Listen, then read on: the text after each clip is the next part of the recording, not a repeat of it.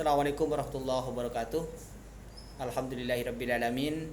Pada kesempatan ini kita memasuki kuliah kedua pada mata kuliah pengantar sosiologi, Fakultas Ilmu Administrasi, program studi Ilmu Administrasi Publik atau program studi Administrasi Publik Universitas Madura.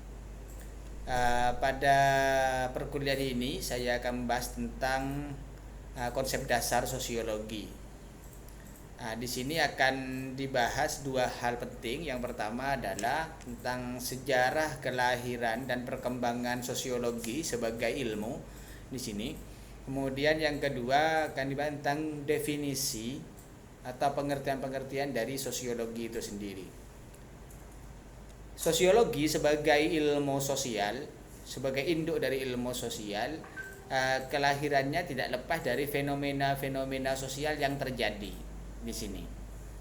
Akan tetapi karena memang sosiologi lahir di barat, maka tentunya itu dipicu dari peristiwa-peristiwa sosial atau fenomena sosial yang terjadi di barat. Ada tiga hal yang mempengaruhi kelahiran dan perkembangan sosiologi. Yang pertama adalah terjadinya revolusi politik yang terjadi di barat.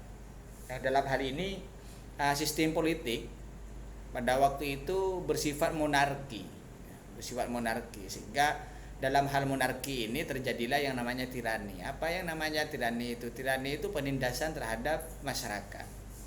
Jadi monarki itu adalah sistem pemerintahan yang bersifat absolut, yang bersifat turun temurun, yang tentunya nanti akan melahirkan pemimpin-pemimpin yang diktator.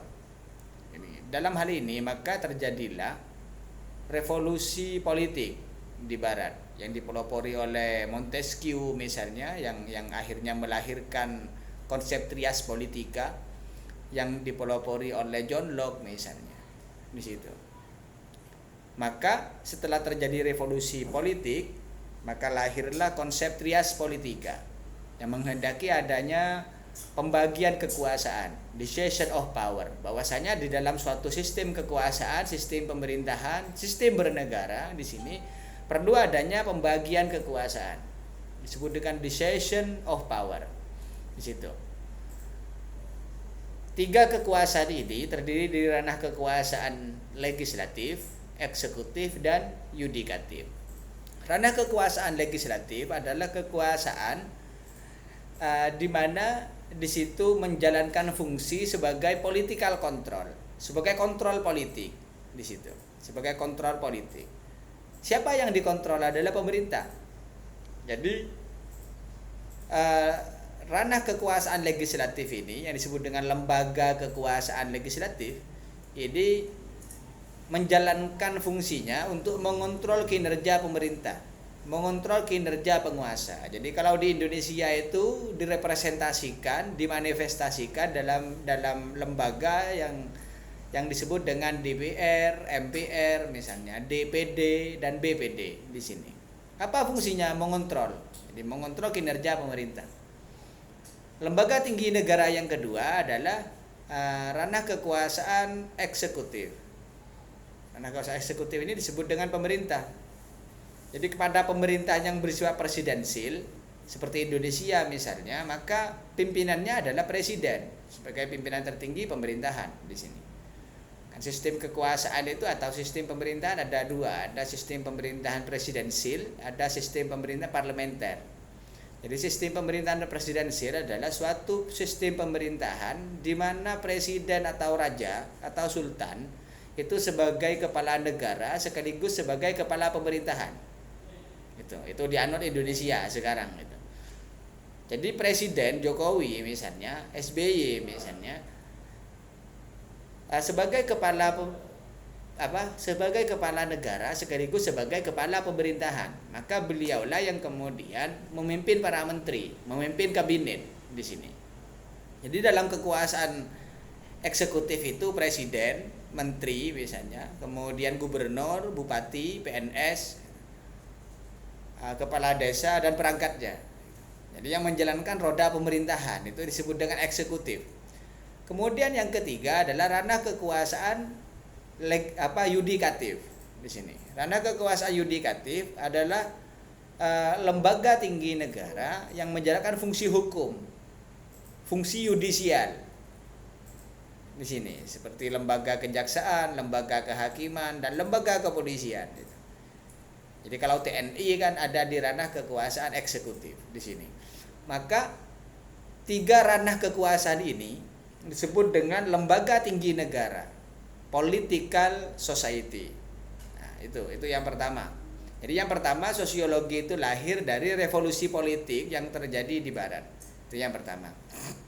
Kemudian yang kedua, kelahiran dan perkembangan sosiologi dipicu dengan fenomena atau terjadinya revolusi industri. Maka dalam revolusi industri ini ditandai dengan munculnya mesin uap pertama yang menggantikan tenaga manusia. Anggaplah tenaga manusia sebanyak 500 orang misalnya, hanya digantikan dengan 1 mesin. Maka di situ terjadilah fenomena pengangguran di mana-mana. Di situ. Itu yang pertama. Selain terjadi pengangguran, maka di situ terjadi yang namanya aspek yang bersifat patron klien. Aspek yang bersifat patron klien. Maka kalau bahasanya Karl Marx di situ disebut dengan konsep perbudakan modern.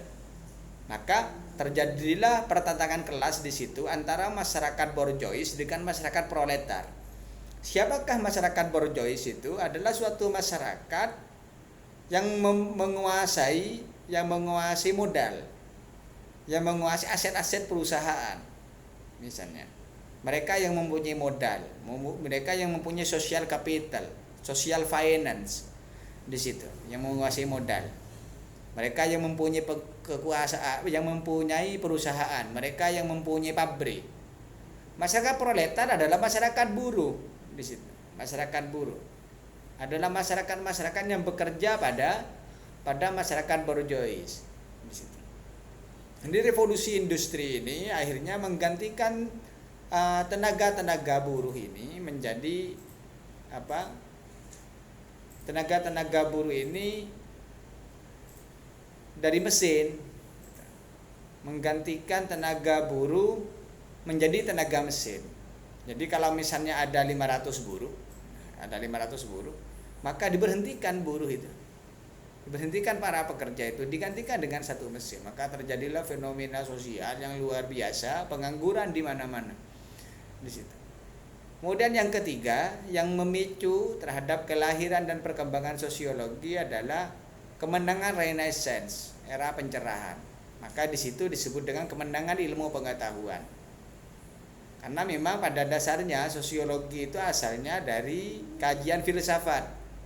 Nah, hanya memisahkan diri dari filsafat dan menjadi ilmu, menjadi sains di sini, menjadi ilmu, menjadi logos gitu. Jadi dalam kajian filsafat itu ada 3 cabang. Yang pertama adalah epistemologi, yang kedua adalah aksiologi, ontologi, dan yang ketiga adalah aksiologi. Jadi pada cabang filsafat yang pertama di sini adalah epistemologi. Jadi epistemologi ini terdiri dari 3 hal. Yang pertama adalah rasionalisme, yang kedua adalah empirisme, dan yang ketiga adalah positivisme, dan yang keempat intuisionisme. Apa rasionalisme itu? Saya jelaskan dulu epistemologi. Epistemologi itu apa? Epistemologi itu adalah cara berfilsafat untuk mengetahui objek sesuatu, untuk mengetahui kebenaran tentang sesuatu di situ, yang bersifat empiris tentunya, yang bersifat empiris. Maka di sini disebut dengan filsafat ilmu. Ada yang menyatakan ini adalah filsafat ilmu. Jadi bagian di dalam epistemologi itu ada rasionalisme, ada empirisme, ada positivisme, dan intuisionisme di sini. Rasionalisme memandang bahwa untuk mencari suatu kebenaran bisa didapatkan melalui proses pemikiran, sehingga bersifat a priori berarti. melalui proses pemikiran. Jadi 1 tambah 1 sama dengan 2, 2 tambah 2 sama dengan 4. Itu adalah empirisme, rasionalisme. Jadi teori ini dipelopori oleh Plato. Jadi Plato itu mempelopori tentang ini. Dipelopori oleh René Descartes. Jadi bersifat mindset di sini. Itu yang pertama. Kemudian yang kedua adalah empirisme. Jadi empirisme menentang terhadap teori rasionalisme ini. Oh tidak, itu. Suatu kebenaran itu bukan hanya didapatkan dari proses pemikiran yang bersifat rasional, tapi juga bisa didapatkan melalui penelusuran terhadap fakta-fakta, terhadap fenomena-fenomena. Itu Aristoteles di situ. Jadi orang itu bisa tahu kalau pada bulan Februari misalnya, kalau pada bulan Desember sampai bulan Februari itu terjadi hujan, itu karena atas dasar penelusuran mereka, atas dasar pengamatan mereka. Yang ketiga adalah positivisme. Jadi positivisme ini memadukan antara keduanya. Di satu sisi dia mengambil apa yang dirumuskan oleh rasionalisme, tapi di sisi lain juga mengambil apa yang dirumuskan oleh empirisme. Jadi rasional dan empiris dipadukan. Maka ini disebut dengan ilmu pengetahuan namanya. Ilmu pengetahuan. Maka terjadilah yang namanya riset di sini. Ada penelusuran, ada penelitian dan lain sebagainya. Jadi kalau misalnya mata melihat tentang hujan misalnya, maka orang itu tahu kalau hujan itu musim penghujan terjadi pada bulan Desember sampai Februari misalnya. Maka itu disebut dengan pengetahuan. Kenapa disebut dengan pengetahuan? Masih belum menjadi ilmu karena orang hanya sekedar tahu. Tapi mereka tidak pernah bisa menjelaskan bagaimana terjadinya hujan itu. Jadi ketika mata melihat tentang hujan dan kemudian ditelusuri bagaimana terjadinya hujan itu, dan bisa dijelaskan, maka itu disebut dengan ilmu. Disebut dengan ilmu. Itu misal begini, mata melihat tentang hujan. Kenapa terjadi hujan? Maka ditelusuri. Oh ternyata hujan itu terjadi karena adanya air yang serap oleh bumi misalnya, dan menguap menjadi segumpal awan dan terjadilah yang namanya hujan. Maka muncullah teori ilmu tentang hujan. Tapi ketika ditanyakan kenapa terjadi hujan, itu jawabannya tadi itu. Terjadinya hujan karena adanya air yang serap oleh bumi menguap menjadi segumpal awan, terjadilah hujan. Tapi ketika ditanyakan siapa yang membuat hujan, maka ilmu tidak bisa menjawab. Maka kembali lagi pada dimensi filsafat. Maka berarti sosiologi ini lahir dari kajian filsafat positivisme. Jadi positivisme. Ilmu pengetahuan yang disebut dengan filsafat ilmu pengetahuan atau lebih dikenal dengan filsafat sosial di sini. Yang terakhir di dalam kajian epistemologi itu adalah intuisionisme. Jadi intuisionisme adalah kajian filsafat di mana suatu pengetahuan atau suatu ilmu itu didapatkan tanpa proses. Karena memang otak manusia itu kan ada 3, ada otak kiri, otak kanan, dan otak tengah itu. Jadi otak kiri itu disebut dengan intellectual quotient, otak kanan itu disebut dengan emotional quotient, dan otak tengah itu disebut dengan spiritual quotient. Jadi pada aspek intuisionisme ini lebih kepada otak tengah manusia, ilham. Jadi orang itu kadang mendapatkan ilmu itu tanpa proses. Karena ilham diberitahukan langsung oleh Tuhan di situ. Jadi dalam aspek intuisionisme ini salah satunya kalau di dalam kajian Islam itu, kalau kajian para filosof Islam itu adalah seorang sufi wanita yang bernama Rabi'ah al-Adawiyah. Rabi'ah al-Adawiyah itu adalah sufi wanita yang sudah mencapai pada aliran teori al-kasyaf, teori terbukanya tabir di situ. Maka dalam hal ini orang itu bisa tahu tanpa ada proses, tahu dengan sendirinya. Jadi kalau pada orang biasa disebut dengan ilham, kalau pada Nabi disebut dengan wahyu. Itu wahyu itu melalui otak tengah. Wahyu itu. Jadi wahyu yang diberikan oleh Tuhan, oleh Allah kepada para nabi dan rasul melalui malaikat Jibril itu melalui otak tengah itu. Tapi bukan langsung bersuara. Ya, ketika ada wahyu itu para nabi faham di situ, faham kalau itu adalah wahyu. Sama dengan kita itu mendengar suara hati itu. Padahal kita tidak pernah bisa mendengar suara hati, tapi faham terhadap suara hati kita. Faham ke kertek-kertek. Kayak itu. Itu otak tengah. Nah, jadi spiritual question. Jadi biasanya orang-orang yang otak tengahnya itu jalan itu adalah orang-orang yang sudah kasyaf, dibukakan tabir oleh Tuhan itu untuk mengetahui segala sesuatu yang tidak diketahui oleh orang banyak. Jadi kajian di dalam sosiologi itu lahir dari kajian filsafat. Makanya pada aspek yang ketiga ini yang menjadi pemicu lahirnya sosiologi, yaitu kemenangan ilmu pengetahuan di situ. Kemudian cabang filsafat yang kedua adalah ontologi. Jadi ontologi itu untuk mengetahui hakikat. Ontologi itu jadi cara berfilsafat untuk mengetahui hakikat dari sesuatu. Jadi kalau tadi itu adalah objek, materi itu, materi dari sesuatu, sekarang adalah hakikat dari sesuatu, hakikatnya. Kemudian yang ketiga adalah cabang filsafat yang disebut dengan aksiologi. Jadi aksiologi itu berhubungan dengan etika dan estetika. Jadi cara berfilsafat untuk mengetahui, untuk memahami tentang kegunaan secara operasional, misalnya, kegunaan kemanfaatan dari sesuatu. Jadi biasanya di sini melahirkan ilmu bahasa, ilmu seni dan lain sebagainya, berhubungan dengan etika, norma, hukum, gitu, estetika, keindahan dan lain sebagainya. Itu. Sehingga pada fase yang ketiga ini yang disebut dengan kemenangan ilmu pengetahuan yang menjadi pemicu terhadap kelahiran dan perkembangan sosiologi. Apa sebenarnya sosiologi? Sebagaimana yang saya jelaskan pada pertemuan yang pertama, sosiologi itu adalah kajian ilmu sosial mengkaji tentang masyarakat. Di situ. Auguste Comte itu mendasarkan sosiologi pada dua hal. Sebagaimana saya jelaskan, statika sosial dan dinamika sosial. Jadi Auguste Comte ini adalah sebagai the father of sociology. Jadi beliau sebagai bapak dari sosiologi merumuskan tentang tiga perkembangan atau tiga fase di dalam perkembangan masyarakat.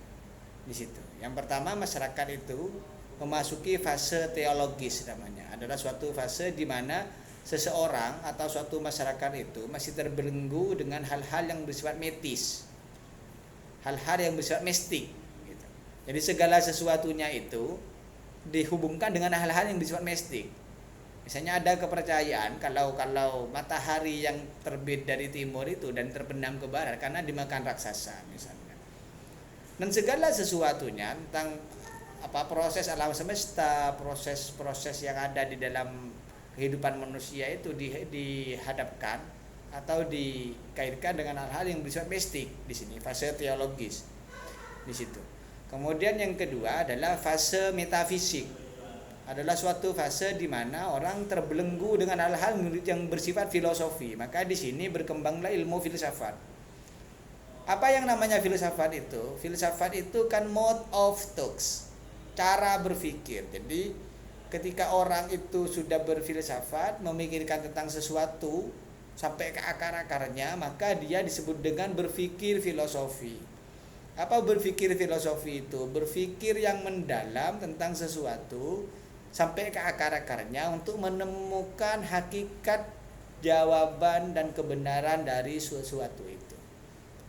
Itu yang namanya berpikir filosofi. Jadi yang namanya filsafat itu adalah cara berpikir. Filsafat itu cara berpikir, mode of thoughts. Jadi setiap orang mempunyai cara berpikir di situ. Jadi pada fase yang kedua, masyarakat itu dihadapkan pada aspek yang bersifat metafisik. Jadi orang itu dihadapkan pada aspek yang bersifat filosofinya. Berkembanglah ilmu filsafat. Jadi filsafat itu pertama kali ditemukan oleh Thales sekitar tahun 500 sebelum Masehi, itu Thales. Di situ Thales itu merumuskan tentang ilmu filsafat di situ. Jadi pada perkembangannya akhirnya filsafat itu menjadi cikal bakal lahirnya ilmu pengetahuan. Jadi ilmu pengetahuan itu lahir dari kajian-kajian yang bersifat filosofi. Kenapa? Karena ilmu itu lahir dari aspek yang bersifat filosofi, pemikiran yang bersifat filosofi. Makanya untuk semua jurusan itu penting ada jurusan, ada mata kuliah filsafat ilmu di situ. Kemudian yang ketiga masuk pada fase masyarakat, katanya Auguste Comte itu masuk pada fase positivistik. Jadi fase positivistik itu adalah suatu fase di mana seseorang itu sudah didasarkan pada aspek rasionalitas. Maka berkembanglah di sini ilmu pengetahuan, rasionalitas, kemudian pencarian suatu kebenaran melalui riset dan lain sebagainya. Berkembanglah di sini ilmu pengetahuan. Termasuk sosiologi lahir ini sekitar abad ke-19. Akan tetapi sebagaimana yang dijelaskan kemarin kegiatan riset, kegiatan penelitian dan penelusuran terhadap suatu fenomena itu di dunia Islam sudah ada pada masa Ibnu Khaldun. Itu di dalam kitab Muqaddimah jilid 1 dan jilid 2. Bagaimana Ibnu Khaldun pada waktu itu yang akhirnya melahirkan teori tentang Ashabiyah dan Madani, yaitu melakukan riset penelitian terhadap masyarakat Arab padang pasir di situ. Maka hasil dari penelitian Khaldun, jadi tesis Khaldun di situ menjelaskan bahwa mereka yang kemudian mempunyai kekuasaan, menjadi penguasa, suku yang menjadi penguasa adalah mereka-mereka yang keanggotaan unsur dari kesukuannya itu solidaritas sosialnya kuat, memiliki solidaritas sosial yang kuat di situ. Maka di situ Khaldun itu menjelaskan tentang masyarakat padang pasir yang di situ perkembangannya dari masyarakat yang bersifat kesukuan menuju pada fase selanjutnya yang disebut dengan masyarakat negara. Maka konsep kesukuan ini oleh Khaldun disebut dengan konsep Ashabiyah. Konsep Ashabiyah di situ. Kemudian dari aspek Ashabiyah ini suku yang dipimpin oleh ketua kafilah, pimpinan kafilah disebut dengan kafilah atau suku menuju pada aspek madaniyah, aspek negara di situ. Maka di situ sudah ada riset ternyata. Sudah ada ilmu pengetahuan.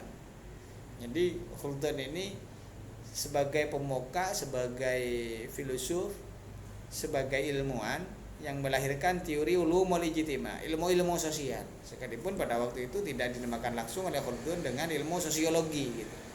Sebagai kajian sosiologi di situ. Itu tentang pendefinisian sosiologi. Jadi sosiologi itu adalah ilmu tentang kemasyarakatan. Itu sosiologi. Ada beberapa hal di situ yang berhubungan dengan sosiologi. Jadi sosiologi itu memiliki beberapa sifat. Yang pertama, sosiologi itu bersifat empiris. Bersifat empiris itu sosiologi. Jadi yang dikaji sosiologi itu yang bersifat empirism. Kajian dalam sosiologi itu satu harus bersifat empirism. Jadi segala sesuatu yang dapat diamati itu yang menjadi kajian di dalam sosiologi.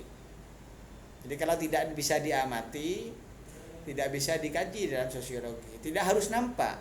Walaupun yang tidak nampak, kalau bisa diamati, itu menjadi kajian di dalam sosiologi. Di situ. Empiris itu yang pertama. Kemudian sosiologi itu bersifat teoritis. Jadi sosiologi sebagai ilmu itu bersifat teoritis, tersusun dari abstraksi-abstraksi dasar terhadap gambaran dari suatu fenomena. Jadi yang namanya teori itu kan abstraksi dasar yang memberikan gambaran tentang suatu fenomena. Itu yang namanya teori. Berarti sosiologi itu ada teori-teorinya, ada teori dasarnya. Itu sosiologi, bersifat teoritis. Kemudian yang ketiga adalah bersifat kumulatif. Itu sosiologi. Jadi sosiologi sebagai ilmu di sini bersifat kumulatif. Artinya Sosiologi itu di dalam aspek kajiannya mengakumulasikan adalah gabungan dari berbagai disiplin ilmu.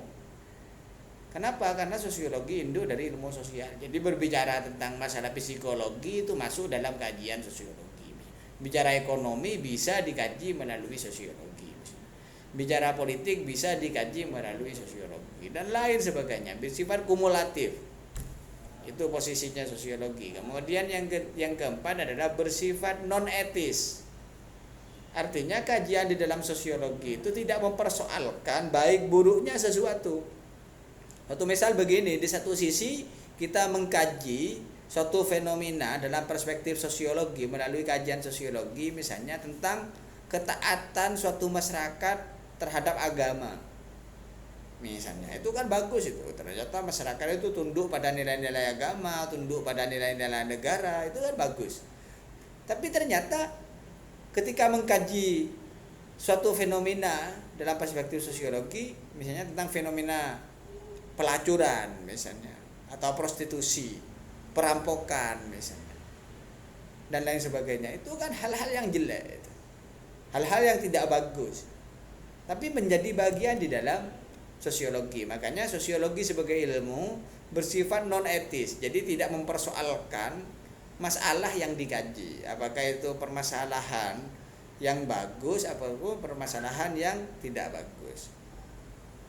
Karena setiap fenomena sosial, misalnya setiap fenomena sosial, setiap realitas sosial menjadi kajian di dalam sosiologi. Misalnya tentang agama, ketaatan orang beragama, perampokan, pemerkosaan, misalnya itu fenomena sosial sehingga dikaji di dalam kajian sosiologi. Di satu sisi yang saya katakan tadi berbicara tentang ketaatan seseorang, ketaatan suatu masyarakat terhadap agama, tapi di sisi lain berbicara tentang seno, prostitusi kan gitu. Itu yang menjadi kajian dalam sosiologi. Oke. Dan yang terakhir adalah apa sih manfaat mempelajari sosiologi? Jadi kemanfaatan mempelajari sosiologi itu salah satunya adalah Anda nanti akan menjadi konsultan sosial, itu salah satunya. Perencana sosial. Sehingga karena Anda jurusannya adalah kebijakan publik, administrasi publik di sini, maka paling tidak Anda mahir di dalam ahli kebijakan publik. Karena kemanfaatan dalam sosiologi itu sebagai perencana sosial, sebagai konsultan sosial, mempunyai kemanfaatan di dalam pembangunan sosial, social development, atau pemberdayaan masyarakat misalnya, social empowerment, pemberdayaan sosial gitu. Sehingga luas kajiannya di dalam sosiologi. Anda mau melihat fenomena tentang pertanian misalnya dalam masyarakat, itu bisa dilihat dalam perspektif sosiologinya misalnya. Anda mau melihat tentang pendidikan bisa dilihat dalam perspektif sosiologinya. Seperti itu. Demikian apa yang saya sampaikan, semoga bermanfaat, semoga senantiasa dalam hidayah Allah Subhanahu wa taala dan syafaat dari baginda Rasul Muhammad sallallahu alaihi wasallam. Terima kasih atas perhatian, mohon maaf atas segala kekurangan. Billahi taufik wal hidayah. Billahi fi sabilil haq fastabiqul khairat wallahul muwaffiq ila aqwamit thoriq.